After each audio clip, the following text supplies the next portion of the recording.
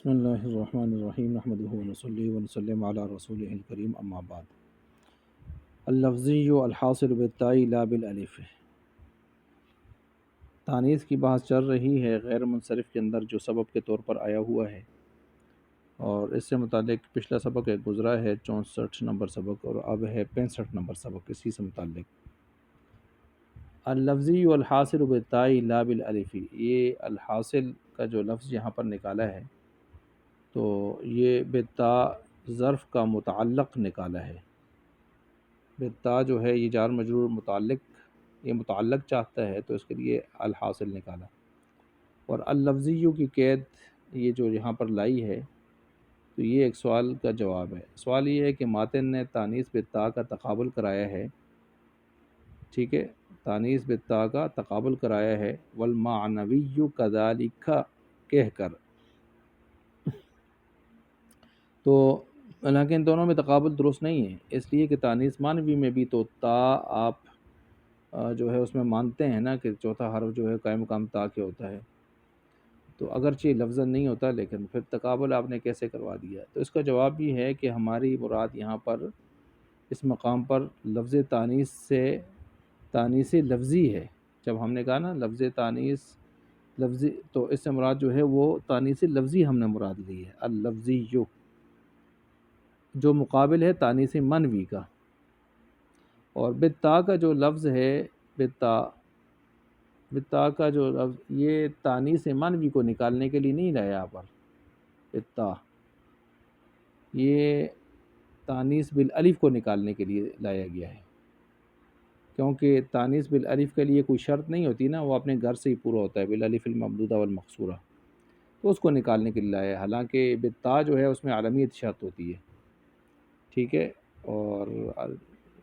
تانیث معنوی میں بھی عالمیت کیا ہوتی ہے؟ شرط ہوتی ہے۔ البتہ تانیث لفظی میں اس کے واجبی اعتبار سے، وجوبی اعتبار سے شرط ہوتی ہے غیر منصرف کا سبب بننے کے لیے، اور اس میں جو ہے جوازی اعتبار سے ہوتی ہے دوسرے میں تانیث معنوی میں۔ اچھا، اب آگے ہے شرطہ فی سببیت منع صرفی۔ تو یہاں پر ایک سوال پیدا ہوتا ہے کہ بعض جگہوں میں ایسے ہوگا کہ تانیث ہوگی مگر عالمیت وہاں نہیں ہوگی۔ آپ نے کہا تانیث جہاں ہوگی وہاں عالمیت ہو، ٹھیک ہے جی، تو ہم دکھاتے ہیں تانیث ہے عالمیت نہیں ہے، جیسے ضاربۃن، تانیث تو ہے لیکن عالمیت تو نہیں ہے۔ اس کا جواب وہی جو پیچھے اس طرح کا سوال ہوا تھا کہ بھائی ہم نے کب کہا ہے کہ عالمیت تانیث کے وجود کے لیے ہم نے شرط قرار دی ہے؟ ہم نے کب کہا ہے یہ؟ ہم نے یہ کہا ہے کہ تانیث غیر منصرف کا سبب تب بنے گی کہ تانیث لفظی کے اس کے ساتھ عالمیت ہوگی، وہ شرط ہوگی۔ تو تانیث لفظی بالتاء کے غیر منصرف کا سبب ہونے کے لیے ہم نے اس کو عالمیت کو شرط قرار دیا ہے، یہ نہیں کہ تانیث کے وجود کے لیے۔ تانیث کا وجود تو ویسے بھی ہو سکتا ہے، اس کے بغیر بھی ہو سکتا ہے عالمیت کے، جیسے ضاربۃن کی آپ نے مثال دی ہے۔ ہماری مراد کو سمجھیں آپ۔ ای عالمیت الاسم المؤنث، یہ بھی ایک سوال مقدر کا جواب ہے کہ عالمیت میں یا اور تا مصدریت کے لیے آئے ہوئے ہیں نا عالمیت میں، اور جس کی تعویل یہاں پر لفظ کون کے ساتھ کی جائے گی۔ لفظ کون مصدر ہے کانا یکونو کا، اور یہاں پر عبارت پھر اس طرح ہوگی کہ کون ہو عالمن۔ اب یہاں پر کون جو افعال ناقصہ کا مصدر ہے، اس کے ساتھ ہو ضمیر جو لگ گئی ہے، یہ راجع ہے تانیث کی طرف، اور تانیث اسم ہے اس کا، کون کا، اور عالمن آگے اس کی خبر ہے، خبر اسم پر مبتدا پر محمول ہوتی ہے، تو یہاں حمل درست نہیں ہے کیونکہ وہ ضمیر لوٹ رہی ہے تانیث کی طرف۔ تانیث تو خالص مصدر اور وصف ہے، محض وصف محض ہے، اور عالمن آگے جو خبر ہے وہ تو ذات ہے، ذات کا حمل وصف پر کیسے ہو سکتا ہے؟ تو جواب دیا یہاں پر کہ ہو ضمیر کا مرجع لفظ تانیث مصدر ہے، اور وہ مصدر مبنی للمفعول ہے یہاں پر، یعنی تانیث یہاں مؤنث کے معنی میں ہے۔ مؤنث اس میں مفعول کا صیغہ ہے صرف، اور صیغہ اس میں مفعول اس میں مشتق، یہ آپ کو پتہ ہے کہ یہ ذات مع الوصف ہوتا ہے، تو اس کا مطلب یوں ہو جائے گا کون الاسم المؤنث علما، کون الاسم المؤنث علما، ٹھیک ہے، کون الاسم المؤنثی علما۔ اچھا، اب یہاں پر جو ہے ذات کا حمل جو ہے وہ وصف پر نہیں آ رہا، بلکہ ذات مع الوصف پر اس ذات کا حمل ہو رہا ہے، تو یہ ٹھیک ہے، جائز ہے، ہو سکتا ہے۔ لیسیر التانیث لازما، یہ عالمیت کیوں شرط ہے یہاں پر، تو اس کی وجہ کی طرف اشارہ دے رہے ہیں، اور ہم پیچھے اس کی تفصیل کر چکے ہیں کہ تانیث بالتا کے اندر ہم نے اس کو شرط کیوں بنایا ہے عالمیت کو، اور اسی طرح تانیث مانوی میں کیوں اس کو 3 شرطوں احد الامور ثلاثہ کو شرط کیوں بنایا ہے، اس کی تفصیلات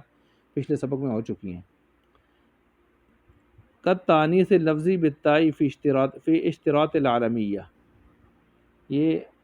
یہاں پر ایک سوال ہے کہ تانیث مانوی لفظی کی طرح ہے، آپ نے کہا کہ تانیث لفظی،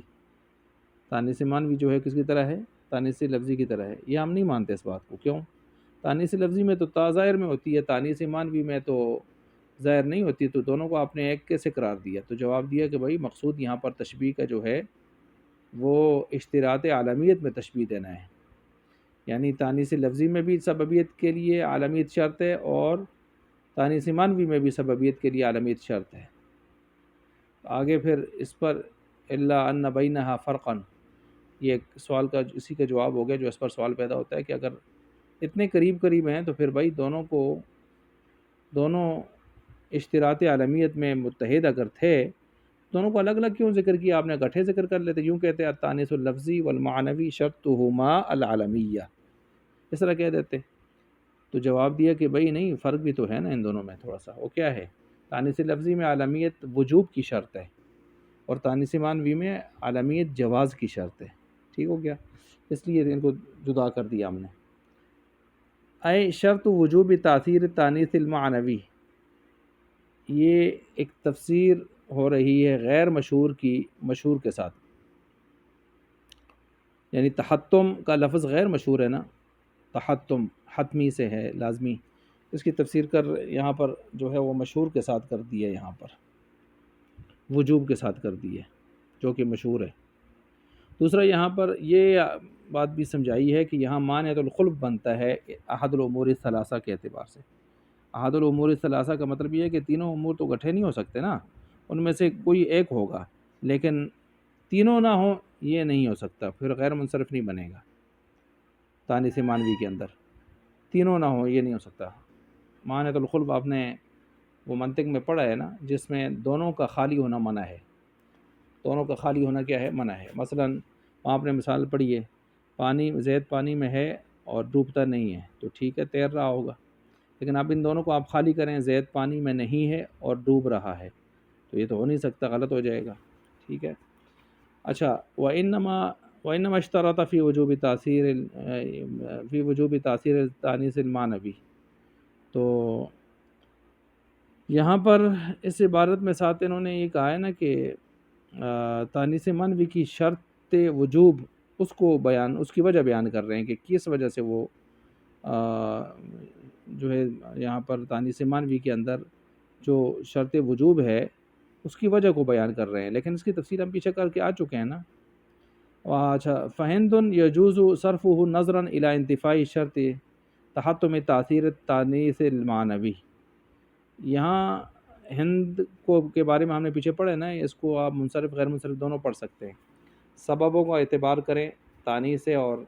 تانیث معنوی اور ساتھ ساتھ کیا ہے عالم ہے، تو غیر منصرف پڑھیں، لیکن چونکہ وہ احد الامور الثلاثہ والی شرطوں میں سے کوئی شرط نہیں ہے تو لہٰذا اس کو آپ منصرف پڑھیں، تو دونوں پڑھ سکتے ہیں آپ۔ اب یہاں پر یجوزو کا جو لفظ آیا ہے تو اس کے حوالے سے یہ ہے کہ یجوزو جواز سے بنا ہوا ہے، اور جواز جو ہے وہ امکان کے معنی کے ساتھ اس کو لایا جاتا ہے، اور امکان سے مراد عام طور پر امکان خاص ہوتا ہے، اور امکان خاص میں تو ضرورت کی جو ہے وہ ضرورت کا سلب جو ہے وہ جانبین سے ہوتا ہے، جانبین سے۔ ٹھیک ہے، تو پھر اگر یہ صورت ہوگی تو پھر یہاں پر صرف سے بھی ضرورت سلب کی ہو جائے گی، صرف سے، جب صرف سے ہو جائے گی ضرورت سلب کی، اور عدم صرف سے بھی ضرورت کی سلب ہوگی، تو پھر دونوں برابر ہو جائیں گے۔ کیا مطلب؟ نہ منصرف پڑھنا ضروری ہے نہ غیر منصرف پڑھنا ضروری ہے، دونوں برابر ہیں، یعنی منصرف پڑھو یا غیر منصرف پڑھو۔ تو نفس اسباب کا اعتبار کریں، دو سبب موجود ہیں، غیر منصرف پڑھیں ہند ان کو، اور شرط وجوب کے انتفاع کو دیکھیں تو منصرف پڑھیں، اور اسماء کے اصل ہونے کو بھی دیکھیں تو منصرف پڑھیں پھر، ٹھیک ہے۔ آگے ہے قول، یہ جو ہے وہ ممتنع صرف ہوا، ممتنع صرف ہوا کیا مطلب؟ یہ ایک سوال ہے کہ آپ نے ممتنع کہہ دیا ہے، ممتنع الوجود کوئی اس کا مطلب بنے گا، ٹھیک ہے، تو ممتنع الوجود تو نہیں ہوتا یہ، تو یہاں پر تو یعنی تینوں چیزوں وہ موجود ہوتی ہیں، تو آپ نے کیوں اس کو ممتنع الوجود کہا؟ تو جواب یہاں پر یہ ہے کہ بھائی ممتنع الوجود سے مراد، ممتنع سے مراد یہاں پر ممتنع الوجود نہیں ہے، ممتنع صرف ہوا، یعنی مطلب یہ ہے کہ اس کا منصرف پڑھنا منع ہے، یعنی غیر منصرف پڑھیں گے اس کا منصرف ہونا ممتنع ہے، وجود کے بارے میں بات نہیں ہو رہی، یہ پیچھے بھی سوال جواب اس طرح کا ہوا۔ اچھا جی، فَإِن سُمِّيَ بِهِ أي بالمؤنث المعنوي یا فَإِن سَمَّى بِهِ أي بالمؤنث المعنوي مذکر، یہاں سے یہ ہے کہ نفس مسئلہ کا خلاصہ یہاں پر یہ بیان کیا جا سکتا ہے کہ مؤنث معنوی اگر کسی کا نام رکھ دیا جاتا ہے تو پھر وہ غیر منصرف کا سبب بننے کے لیے اس میں شرط ہے کہ وہ زائد علی الثلاثہ ہو، وہ زائد علی الثلاثہ ہو۔ یہ شرط ہم کیوں لگا رہے ہیں؟ یہ شرط لگانے کی وجہ یہ ہے کہ تانیث معنوی وہ پہلے سے ہی کمزور قسم کی تانیث ہوتی ہے معنوی، کیونکہ اس میں کوئی لفظی گولتا یا الف مقصورہ ممدودہ تو نہیں ہوتے نا، بس ایک فرضی ایک قسم کا معنوی قسم کا جو ہے تانیث مؤنث ہوتا ہے، اوپر سے آپ اس کو مذکر کا نام رکھ دیں تو سرے سے اس کا بیڑا غرق کر دیں گے آپ، مطلب یہ ہے کہ اس کی تانیث جو مانی ہوئی ہے ہم نے وہ بھی زائل ہو جائے گی۔ اب جب وہ بھی زائل ہونے لگے گی تو پھر ضروری ہے کہ یہ 3 حرفوں سے زائد ہو یہ کلمہ، تاکہ چوتھا حرف جو ہے اس کو ہم قائم مقام تا کے کر کے اس کو کسی درجے میں مؤنث ٹھہرا سکیں واو، اور پھر تاکہ کلی بالکلیہ جو ہے وہ تانیث کہیں زائل نہ ہو جائے، تو یہ اس لیے ہم نے شرط قرار دیا کہ زائد علی الثلاثہ ہو، ٹھیک ہے۔ کیوں؟ لفظاً تو وہ پہلے سے ہی کمزور قسم کی مؤنث ہے، اوپر سے مذکر کا نام بنایا تو اور زیادہ کمزوری آ گئی، تو اب اس تانیث تو زائل ہونے لگی ہے، تو اس لیے چوتھا حرف کم از کم ہونا چاہیے کہ جو قائم مقام تا کے کر کے ہم اس کو حکماً جو ہے تانیث ٹھہرا سکیں۔ اچھا، اگر ایسا نہیں ہوگا تو پھر مسئلہ ہو جائے گا، وہ منصرف بن جائے گا۔ مثال کے طور پر کہ قدم ان کو لے لیں، اب قدم مؤنث ہے، مؤنث معنوی ہے لیکن 3 حرف ہے، اب چوتھا کوئی حرف ہے نہیں کہ ہم اس کو کیا کریں، اس کو مؤنث وہ قائم مقام تا کی کریں۔ اب اوپر سے آپ نے قدم کسی مذکر کا نام رکھ دیا، یہ اور زیادہ غضب ہو گیا، پہلے یہ کمزور مؤنث معنوی تھی، اوپر سے مذکر کا نام رکھنے سے اور زیادہ کمزور ہو گئی، پھر 3 حرفی ہے، زائد علی الثلاثہ ہے نہیں ہے کہ چوتھے حرف کو ہم ہوتا تو اس کو ہم قائم مقام تا کی کرتے، تو یہ مسئلہ بن گیا، لہٰذا قدم منصرف ہو جائے گا۔ اب دوسری مثال لیں، عقرب پچھو، تو یہ بھی مؤنث معنوی ہے، اور اگر آپ یہ کسی مذکر کا نام رکھتے ہیں تو اس میں بھی کمزوری آ رہی ہے، لیکن اس کا چوتھا حرف تو ہے نا، اس کو ہم قائم مقام تا کہ جب کر لیتے ہیں تو بس اس میں کچھ گزارا چل جاتا ہے اور تانیث اس کے اندر کسی درجے میں پختہ رہ جاتی ہے، تو لہٰذا اس کو ہم کیا پڑھیں گے؟ غیر منصرف ہی پڑھیں گے، غیر منصرف ہی پڑھیں گے۔ اچھا، اب یہ تو ہو گئی بحث، اب یہاں پر یہ کہ یہ قدم میں جو ہے وہ تانیث کا قائم مقام نہیں بنا سکے اور عقرب میں بنا دیا، تو ایک تو ظاہری طور پر یہ عقرب میں 4 حرف ہیں، چوتھے کو بنایا ہے، قدم میں ہے ہی 3 ہے، تو کیسے بنائیں؟ پھر 3 تو نہیں بن سکتے، کیونکہ کلمہ کم از کم 3 کا ہوتا ہے، اس لیے عام طور پر جو استعمال ہوتا ہے۔ تو اب دوسرا اس کی میں یہ ہے کہ ان کی تصغیریں نکالیں، ان سے بھی پتہ چل جائے گا، مثلا عقرب کی جو تصغیر ہے وہ ہے عقیرب،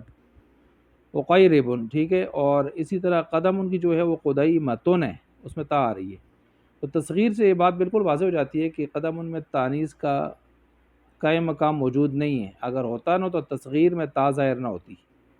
اور عقیرب جو ہے اس کے اندر تا ظاہر نہیں ہوئی،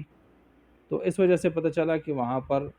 چوتھا حرف جو اس کے اندر آ رہا ہے وہ قائم مقام اس کے ہے تا کے ہے، وہ ہم نے قائم مقام تا کے پھر کیا۔ اچھا یہ کیوں ہم اس طرح کر رہے ہیں کہ تا کے ظاہر ہونے سے اگر خدائی متن میں تا چونکہ آئی ہے، ٹھیک ہے، تو اس وجہ سے ہم نے وہاں پر یہ کہہ دیا کہ اب اس کے اندر کوئی حرف تا کے قائم مقام ہونے والا نہیں ہے۔ کیوں؟ تا کے ظاہر ہونے سے عوض معوض کا اجتماع لازم آ جائے گا، ٹھیک ہے، عوض معوض کا۔ اب عوض چوتھا حرف اور معوض تا، تو اب یہاں پر عوض معوض کا ہم نے اجتماع نہیں کرنا، اجتماع سے بچنا ہے ہم نے، تو لہٰذا اس وجہ سے یہاں پر اس چیز سے بچتے ہوئے ہم نے پھر یہ کہہ دیا کہ اقیرب میں جو ہے، اقرب میں جو ہے چوتھا حرف ہے وہ قائم مقام تا کے ہو جاتا ہے، لہٰذا یہ غیر منصرف رہے گا اگرچہ یہ مذکر کا نام بن جائے۔ اور دوسرا قدم جو ہے وہ کیا بن جائے گا؟ منصرف، کیونکہ وہ زائد علی ثلاثہ نہیں ہے، 3 حرف ہیں، کوئی چوتھا ہے نہیں ہے کہ جس کو ہم قائم مقام تا کے کر لیں۔